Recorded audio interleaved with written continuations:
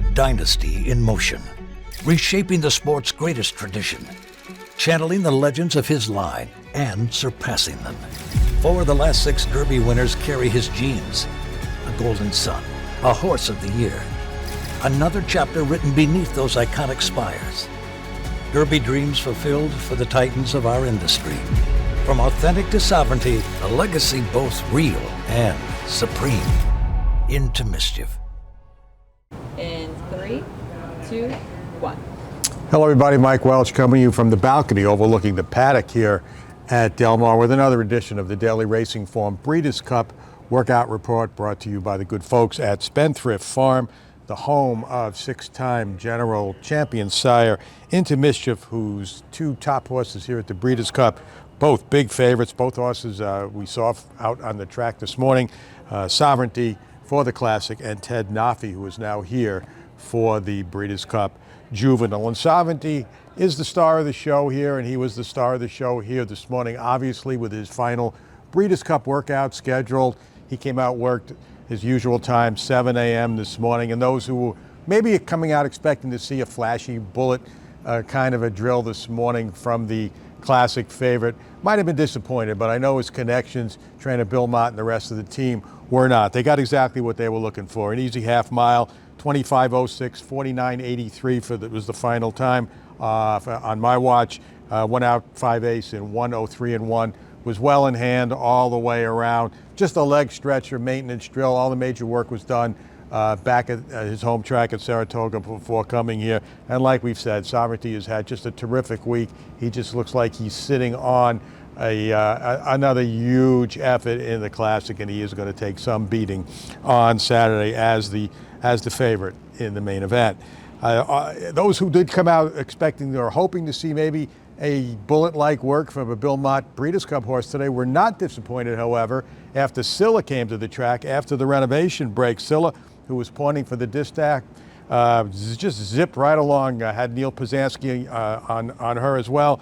Went 4 furlongs in 46-4, 23 for the final quarter mile, and did it easily as well. Just didn't look like she was going that fast, but she shaded 47 for the half and then galloped out, sustained good momentum on the gallop out, 59-3. And she's going to be a horse flying a little bit under the radar in the Distaff.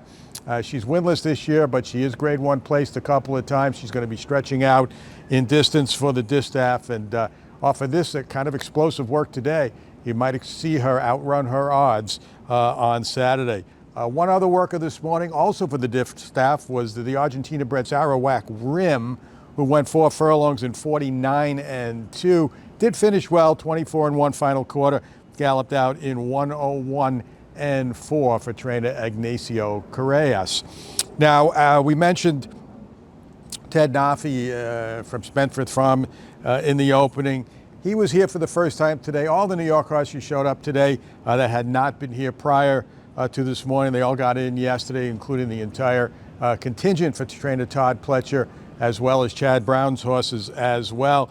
And Todd sent out his 3 Classic hopefuls early today. They were in his first set right after the track opened, or shortly after the track opened at 5:30. Fierceness Antiquarian, Mindframe, all galloped just an easy mile shortly after the track opened at 5:30 in single file in that order. Fierceness led the way with Antiquarian, Mindframe following closely behind. Now, trainer Chad Brown also sent out his 2 Breeders' Cup runners, Sierra Leone and Contrary Thinking, locally for the first time. They had an easier morning, though. They just jogged a mile on the outside fence once around today as well. All the Classic horses actually are here on the grounds right now. Forever Young has usual long, but just kind of routine training session this morning. He's not a real flashy galloper, and he stays out there on the track a long way, jogs, gallops, jogs, and then usually schools in the paddock as well. He's scheduled to have his one and only local Breeders' Cup work on Tuesday, so we're looking forward to that. I thought it was noteworthy this morning. Remember yesterday we mentioned how good Dorth Vader looked working for the Distaff as well. Well, I find it noteworthy. She came out again this morning, the morning after that work, and she looked terrific, full of energy. I saw her galloping through the wires, so I take that as a positive sign. I think she's another horse in the Distaff that may outrun her odds on Saturday. And the Distaff favorite, Seismic Beauty, was also on the track this morning, as were all the Bob Baffert. He's got 13 Breeders' Cup horses, and I think I saw them all at one point or another as they all arrived from Santa Anita on Sunday as well. So that's a pretty synopsis of what happened today. We're still looking forward to the European horses who are supposedly going to be out of quarantine this afternoon and will get on the track for the first time tomorrow. Looking for maybe a few of them. The turf course has been open for business, but quiet over the last several mornings, but I expect that action to pick up with the European horses now on the grounds. And I'm expecting to see not only Forever Young, but maybe some of the other Japanese horses stretch their legs out with published workouts on Tuesday and Wednesday as well. So plenty more action to go. We're almost there. Friday, Saturday, Breeders' Cup only a couple of days away, but still lots to talk about. So keep it right here for the best coverage. Breeders' Cup 2025 at DRF.com.